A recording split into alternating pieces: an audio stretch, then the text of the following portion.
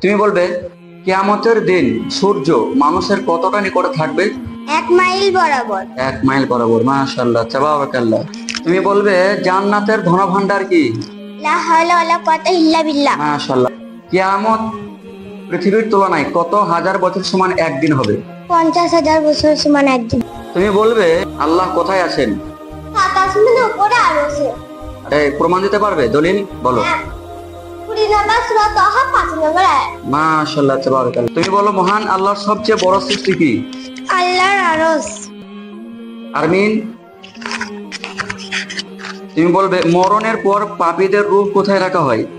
মরণের পর পাপীদের রূহ সিজ্জিনে রাখা হয়। মাশাআল্লাহ, ঠিক বলেছো তো? তুমি বলবে মৃত্যুর পর যারা ভালো মানুষ তাদের রূহ কোথায় রাখা হয়? ইল্লিন।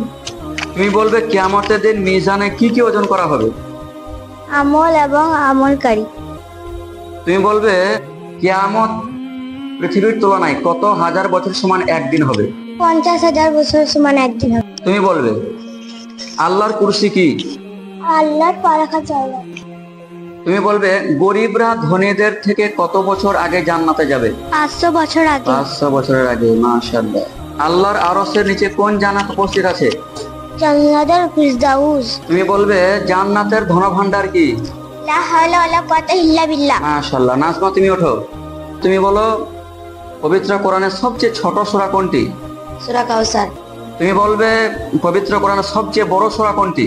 সূরা বাকারা। সূরাতুল বাকারা। তুমি বলবে কোন সূরা 3 বার তিলাওয়াত করলে পবিত্র কোরআন সম্পূর্ণ পড়ার সওয়াব পাওয়া যায়? সূরাতুল ইখলাস। তুমি বলবে পবিত্র কোরআনে এমন একটা সূরা আছে যে সূরাকে 4 বার তিলাওয়াত করলে একবার কোরআন মাঝে পড়ার সমান সওয়াব পাওয়া যায়। বলো কোন সূরা?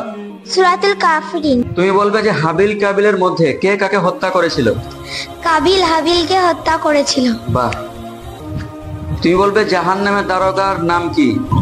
মালিক আলাইহিস সালাম। মালিক আলাইহিস সালাম। বাহ, ঠিক বলেছো। তুমি বলবে কিয়ামতের দিন সূর্য মানুষের কতটা নিকটে থাকবে? 1 মাইল বরাবর। 1 মাইল বরাবর। মাশাআল্লাহ, তাবারাকাল্লাহ। তুমি বলো কোন দিনে কিয়ামত সংঘটিত হবে? শুক্রবার। বাহ, মাশাআল্লাহ। তোমাদের সকলের প্রশ্ন তো সঠিক হয়েছে।